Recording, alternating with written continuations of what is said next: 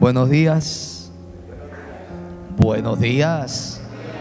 ¿Cómo amanecieron,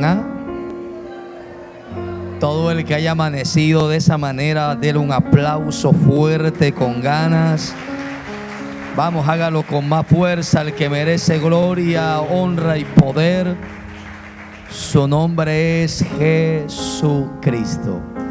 Qué privilegio es poder estar compartiendo con todos ustedes en esta hermosa mañana, y también con aquellos que estarán viendo esta transmisión o esta predicación.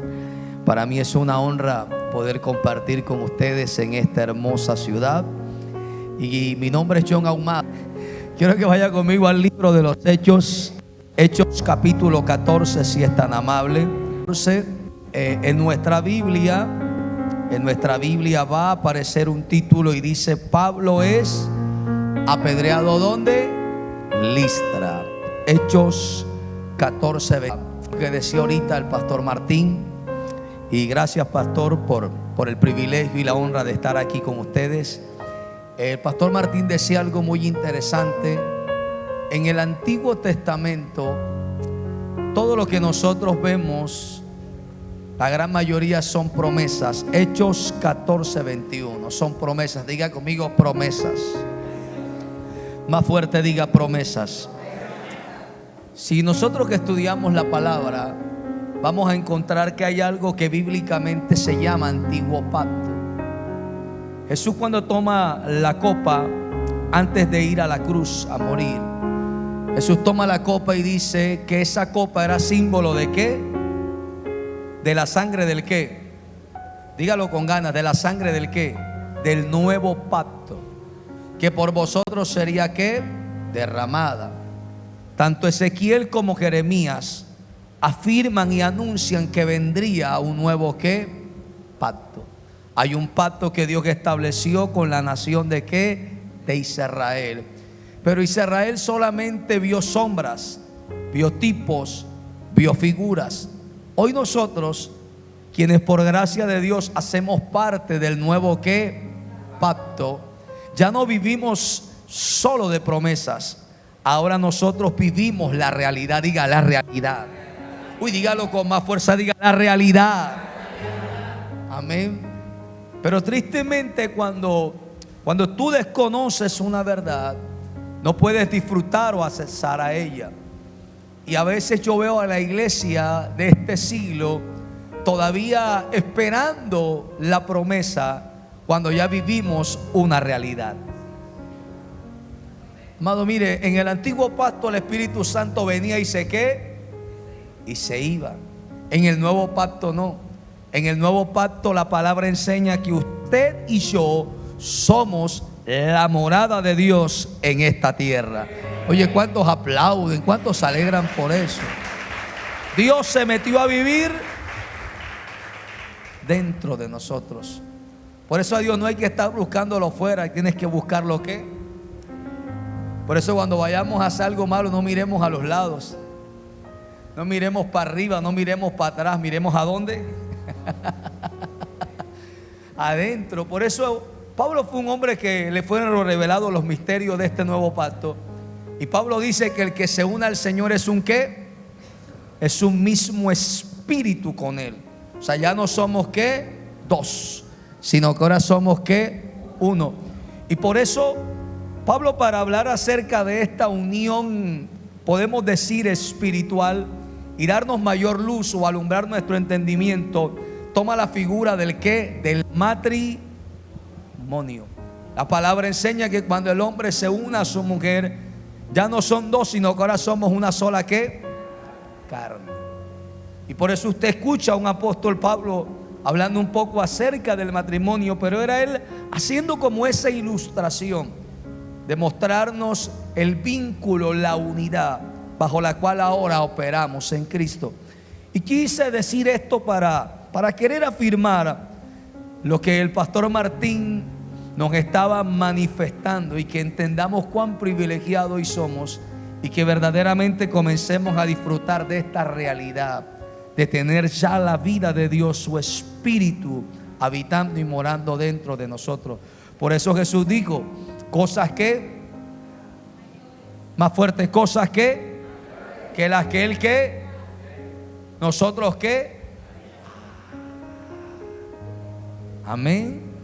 Entonces, yo escucho a muchos decir que anhelamos ver los días de Elías, que anhelamos ver los días de Moisés.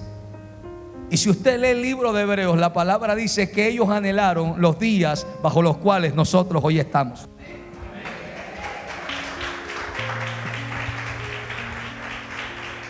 Hebreos dice que ellos indagaron con diligencia.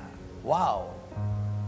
Pero ellos no disfrutaron de esta realidad, pero tú y yo sí la disfrutamos. Y ruego hoy que esta luz que Dios permitió que el pastor Martín comenzara a alumbrar a nuestros corazones crezca, se desarrolle y que verdaderamente valoremos el pacto y el tiempo en el que hoy como iglesia de Jesucristo estamos.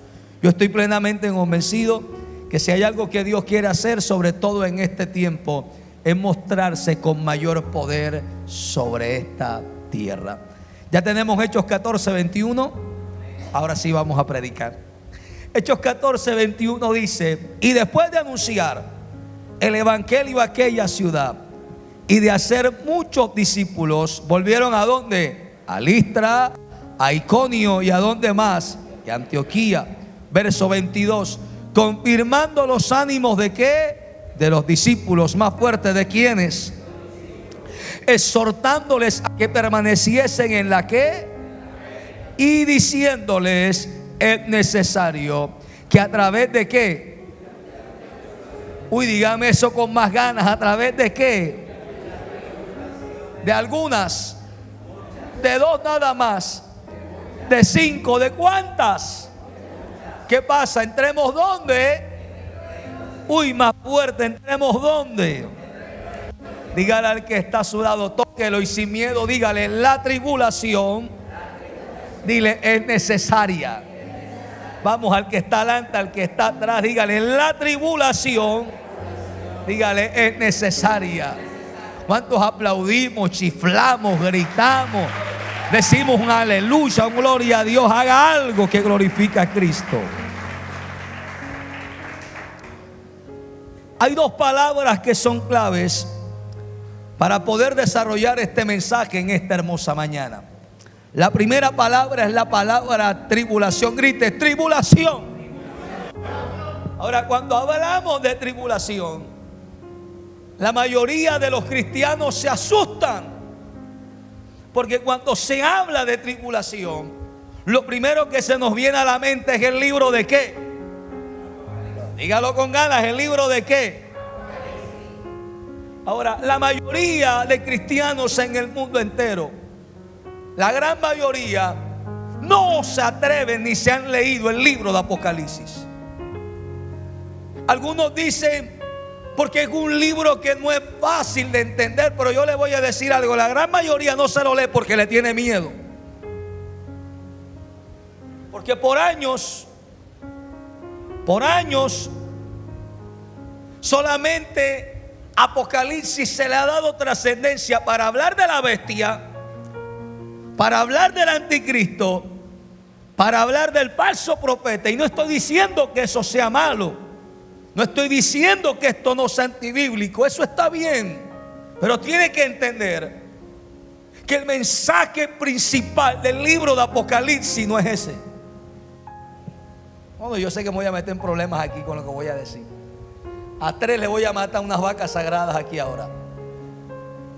Hay un principio en la hermenéutica bíblica que se llama el principio de la primera mención. Y en Apocalipsis, si usted lee el capítulo 1, habla de la revelación de ¿quién? Léamelo si quiere, léalo, busque su Biblia para que vea que no es mentira. Habla de la revelación de ¿quién? De Jesucristo. Entonces, ¿sobre quién va enfocado? ¿O hacia quién va enfocado primeramente este libro para hablar de quién? Pero es de lo que menos se habla. Yo se lo digo, yo tengo por la gracia de Dios 24 años de estar conociendo a Cristo o de estar profesando esta fe. Y siempre cuando iba a seminarios de escatología, siempre es la bestia, el falso profeta, las copas de la ira de Dios, el sonar de las trompetas. Y hemos cometido a veces hasta un error de interpretación de creer que Apocalipsis solamente es un libro futurista. No.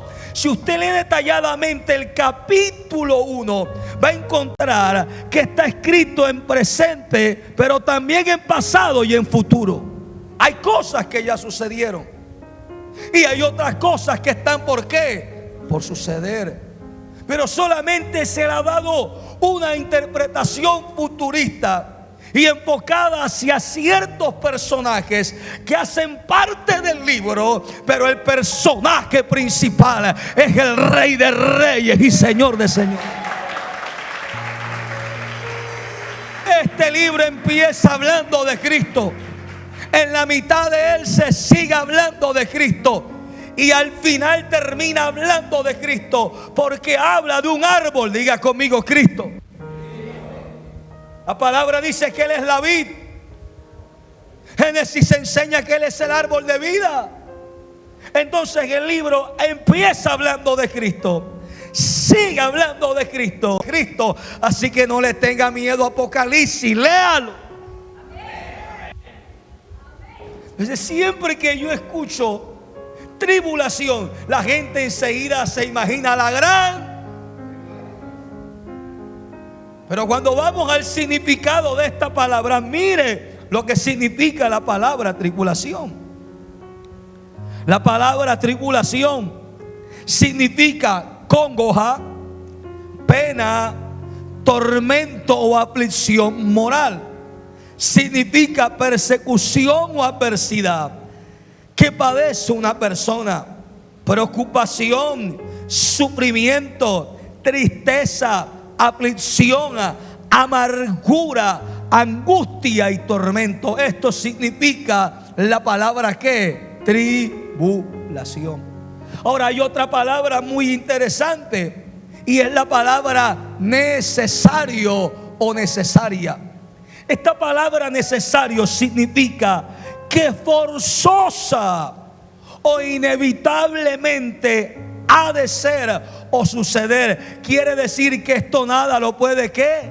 Impedir. O sea, sucede o acontece porque tiene que suceder o acontecer.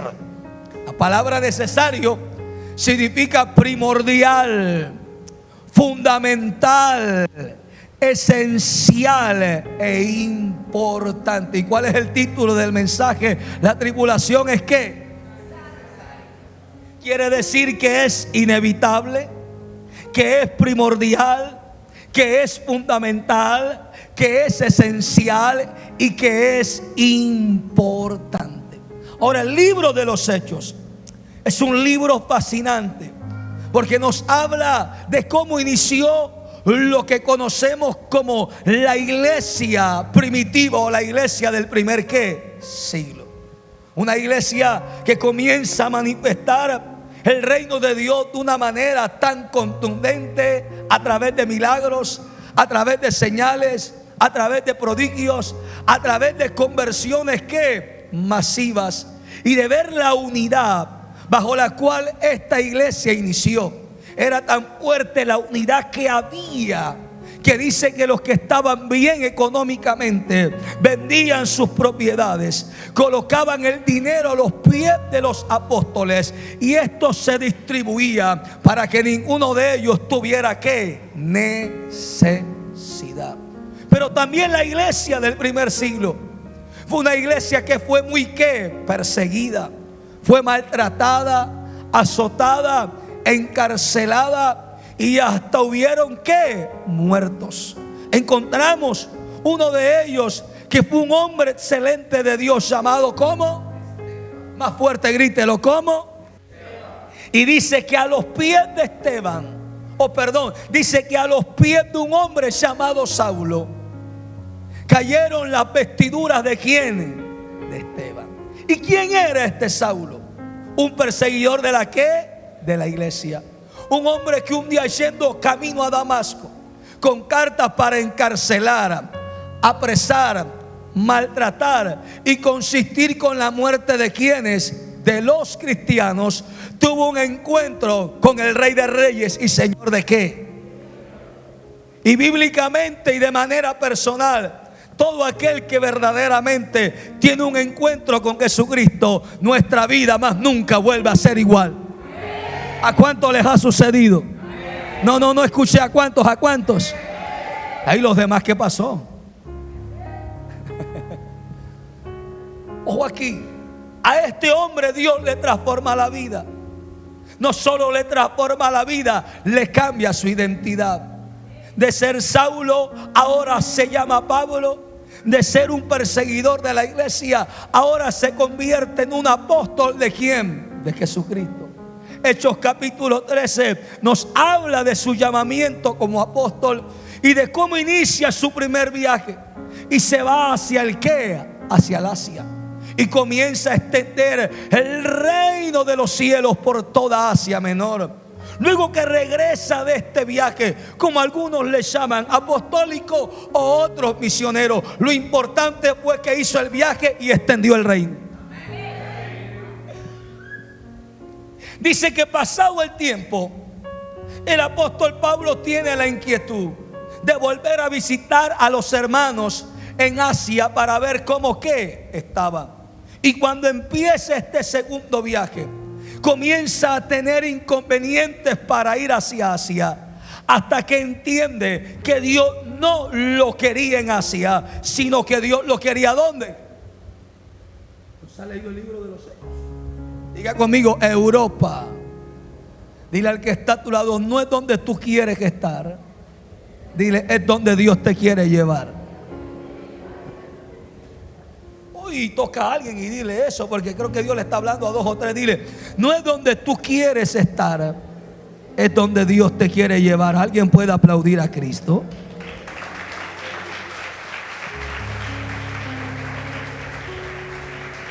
Dice que el Espíritu comenzó a impedirle que hablara en Asia la palabra, hasta que tiene un sueño y ve a un varón que macedonio, que le está pidiendo ayuda, y Pablo discierne y entiende por el Espíritu que no era Asia, sino que era ¿qué? Europa.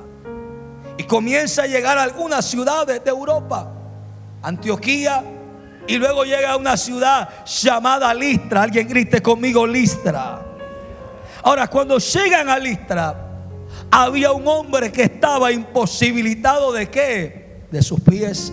Y mientras llegan a Listra, Pablo está disertando la palabra, y Pablo vio que el hombre tenía fe para ser sanado. Dile al que está a tu lado, la fe se ve. O sea, Pablo está predicando, pero mientras él está hablando acerca del mensaje del evangelio del reino de Cristo, vio que este hombre que estaba imposibilitado de sus pies, se comenzó a generar en él una expectativa acerca de quién él hablaba. Y comenzó a generarse fe en la vida de este hombre, porque la fe ¿qué? La fe es ¿qué? Y por el oír ¿qué? ¿Sabe cuál es el gran problema? En muchos lugares de este mundo que hacen parte de la iglesia de este siglo, yo he visto una crisis de fe terrible.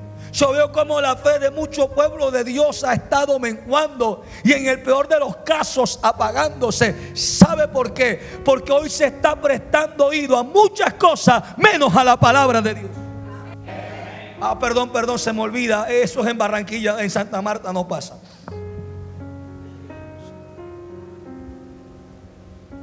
Amado, pregúntale al que está a tu lado, ¿qué estás oyendo?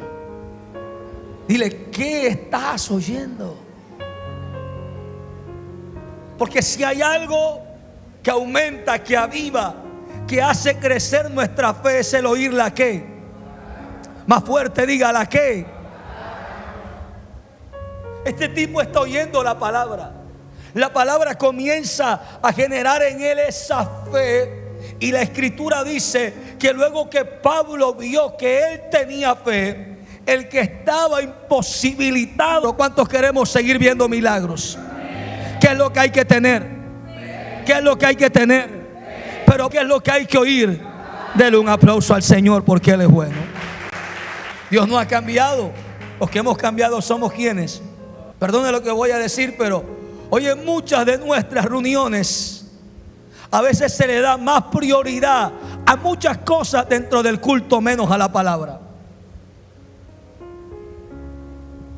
Yo iba a lugares donde se cantó 1:30 y a uno le dicen tiene 20 minutos para predicar. Yo les predico 15 y le entrego el libro. Y después me dicen, ay pastor, ¿por qué no siguió? Me dijo 20. Y queremos a una iglesia avivada en la fe.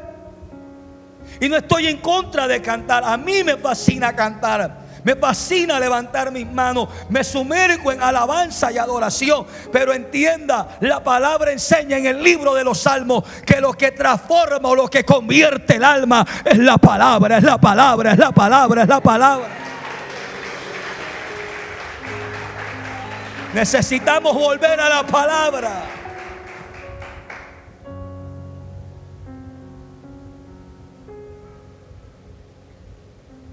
Aló.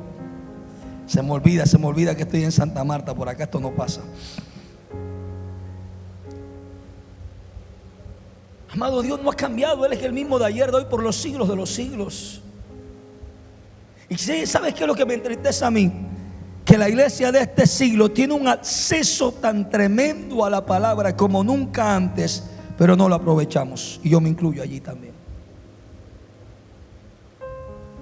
Antes que usted, para tener un compendio bíblico, que era un librote así, era el libro gordo de petete, tenía que pagarlo y eran caros. No, ahora usted entra fácilmente en su dispositivo y encuentra una cantidad de versiones de la Biblia, comentarios bíblicos gratis, compendios gratis. Eso pasa nada más en mi celular, ok. Amado, necesitamos volver a la palabra. Porque la palabra dice que en los postreros días vendrían falsos ¿qué? Falsos maestros y falsos ¿qué? Que engañarían a muchos y desviarían el rebaño. Y hoy vemos una cantidad de gente diciéndole amén, una cantidad de locuras y barbaridades. Porque es que Juancho es Juancha, es el que tiene más unción y más seguidores. Amado, puede tener todos los seguidores que quiera, puede estar viajando por el mundo entero, pero si lo que predica no está sujeto a la palabra, eso es una herejía.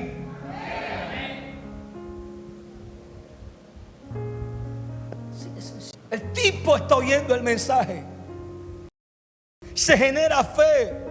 Pablo lo ve y recibe un milagro. Ahora, cuando recibe un milagro, eso se revolvió en ese lugar. ¿Y sabe qué comenzaron a decir los habitantes de esta ciudad? Dioses en semejanza de hombre han descendido ¿qué? A vosotros. Y comenzaron a llamar a Bernabé ¿qué? Júpiter. Y a Pablo lo llamaban como Mercurio, porque era el que llevaba la ¿qué? La palabra. Ahora el sacerdote de Júpiter, que tenía el templo cerca a la puerta de la ciudad, inmediatamente corrió y le iban a ofrecer sacrificios a Pablo y a Bernabé. ¿Y sabe qué hicieron ellos dos? No permitieron que les ofrecieran sacrificio, porque al único que se venera, al único que se le da la gloria, al único que se le reconoce el poder, es al Rey de Reyes y Señor de Señores. Los hombres se les respeta y se les da algo distinto. A los hombres de Dios y mujeres de Dios no se les rinde pleitesía. Hoy lo que falta es que nosotros nos tiremos al suelo y que ellos pasen por encima de nosotros. Qué tristeza, amado. A mí me duele ver el culto idolátrico que hay a los ungidos o ungidas del Señor. Sí, a mí eso me indigna, porque ese no es el diseño de Dios. Estos hombres lo entendieron. Amado, por más unción que usted y yo tengamos, usted y yo no hacemos milagros, lo hace el que está dentro de nosotros. Pablo y Bernabé la tenían clara. Pablo y Bernabé dijeron: no, cálmense ahí. Ustedes no vengan con eso. Somos hombres iguales que ustedes, que simple y llanamente portamos la vida de Dios, y Él nos ha dotado de dones para expresar y manifestar su reino. Si aquí le van a dar gloria a alguien, si aquí van a venerar a alguien, tiene que ser al Rey de Reyes y Señor de señores. Y como no permitieron eso, vinieron algunos que habían estado, armaron una turba, y es cuando sacan a Pablo fuera de la ciudad y lo comienzan a ¿qué? A apedrear.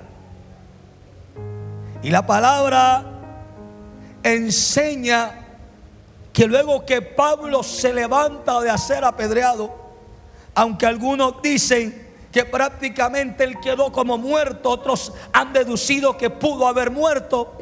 Lo interesante de esto es que el tipo se levanta y se va a otras ciudades y siguió predicando. Wow, qué principio bien violento encuentro aquí. Pablo nos enseña que pase lo que pase, suceda lo que suceda y venga lo que venga, nunca podemos dejar de servir al Señor.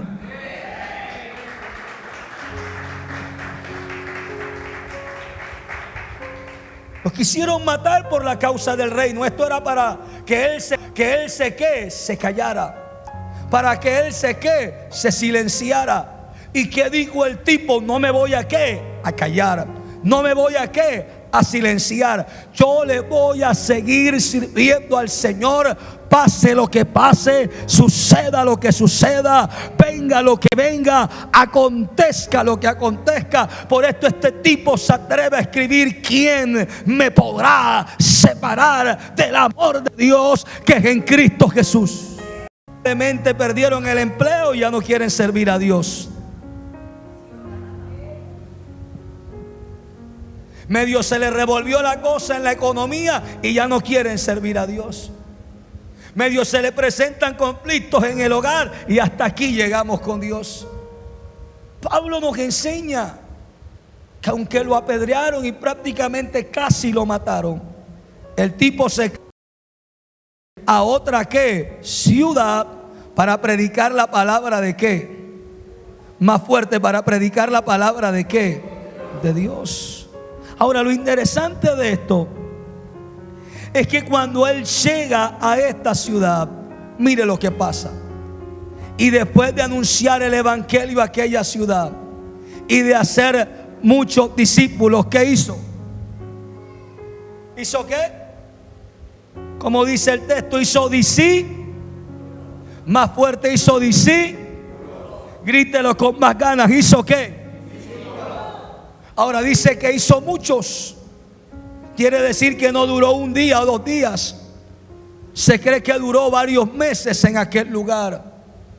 Y me llama la atención que no dice creyentes, sino que dice que la iglesia de este siglo está llena de creyentes. Y no estoy en contra de los creyentes, porque todos llegamos como creyentes, pero no podemos quedarnos como creyentes. Tenemos que ser ¿qué? Jesús nos dijo: vayan por todo el mundo y hagan creyentes. ¿Qué fue lo que dijo? Pero la gente no se quiere discipular, porque discípulo tiene que ver con disciplina. Grite conmigo: disciplina. Discípulo tiene que ver con adoptar toda la enseñanza o disciplina de mi maestro y aplicarla a mi estilo de vida. Y es lo que la gente no quiere. Hoy la gente quiere vivir un evangelio sin cruz. Y ese no es el evangelio de Cristo. Jesús dijo: el que quiera hacer mi qué, no mi creyente, mi qué. ¿Qué tiene que hacer? ¿Y qué más? tomar su cruz, negarse a su yo, negarse a su ego. ¿Y luego qué? Amado, un evangelio sin cruz es un evangelio de hombres. Es un evangelio humanista. Y Pablo fue un hombre que entendió esto y dijo: ya no vivo, ya no vivo, sino que vive ¿quién? Dele un aplauso a Cristo por eso.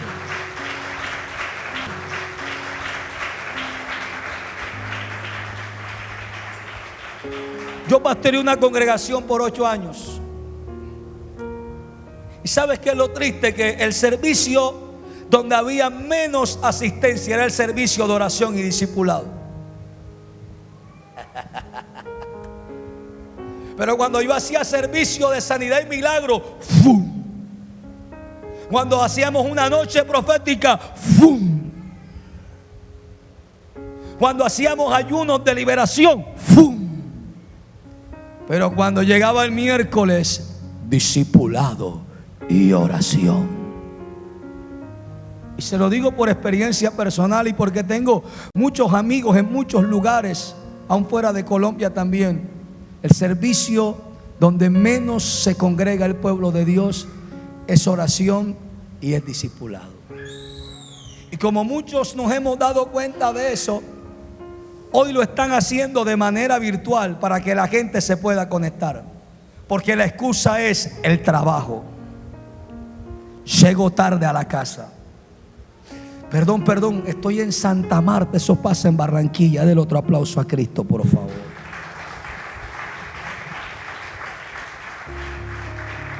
Y se lo hemos puesto más fácil, virtual, y ni tampoco se quieren ¿qué?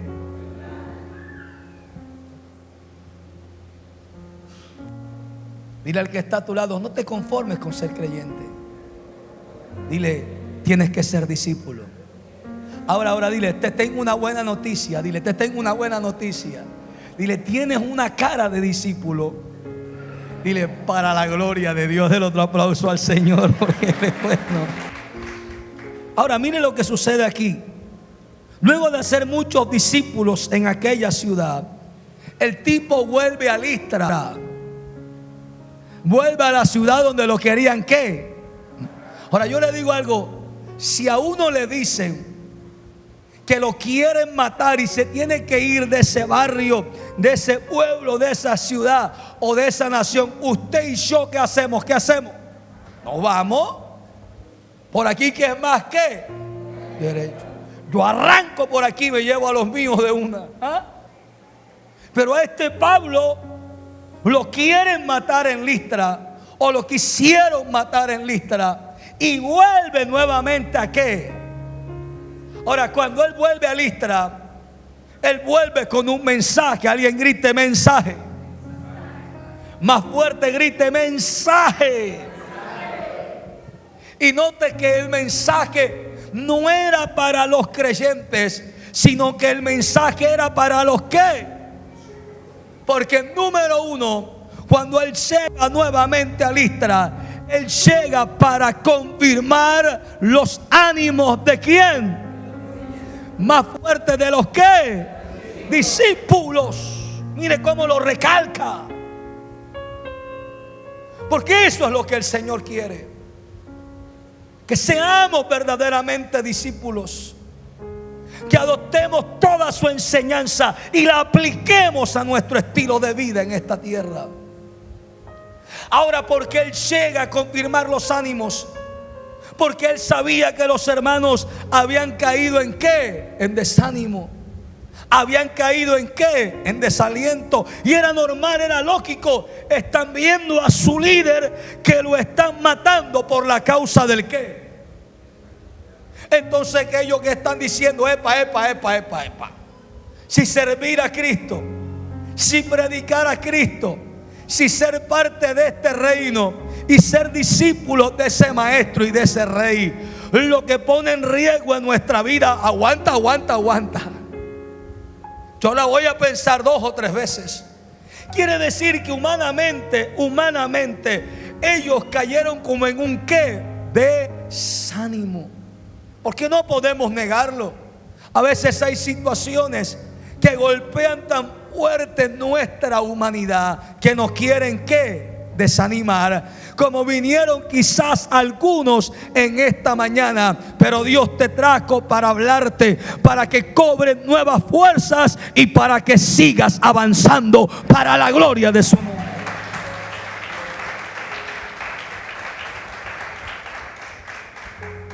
Los tipos que estaban desanimados, y Pablo le dijo: no es tiempo de desánimo. Sacuda a 3 o a 4, dile: no es tiempo de desánimo. No se desanimen. No se me desalienten. Vamos, cobremos fuerza. Es tiempo de seguir avanzando. Ahora, no solamente vino con eso, sino que segundo dice, exhortándoles a que permaneciesen en la O sea, le está diciendo: no es tiempo de desánimo, es tiempo de seguir perseverando en la fe. Porque la palabra enseña en la primera carta del apóstol Juan que lo que vence este mundo es nuestra La palabra dice que sin fe es imposible todo lo que no proviene de fe es es pecado. Él les está diciendo: no permanezcan en la fe, vamos, cobren fuerza, sigan creyendo. No importa lo que a mí me haya sucedido, aquí hay que avanzar. No nos podemos desanimar, y en la fe tenemos que perseverar hasta el final. Y Jesús dijo: será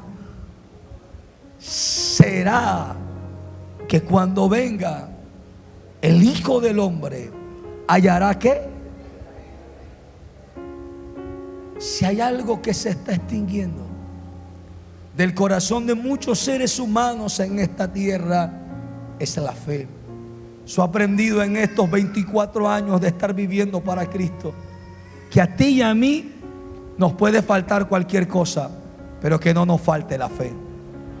Porque si no hay dinero por causa de la fe, si no hay salud por causa de la fe, si no hay empleo por causa de la fe, porque la palabra dice que al que cree, dele un aplauso al Señor porque Él es bueno.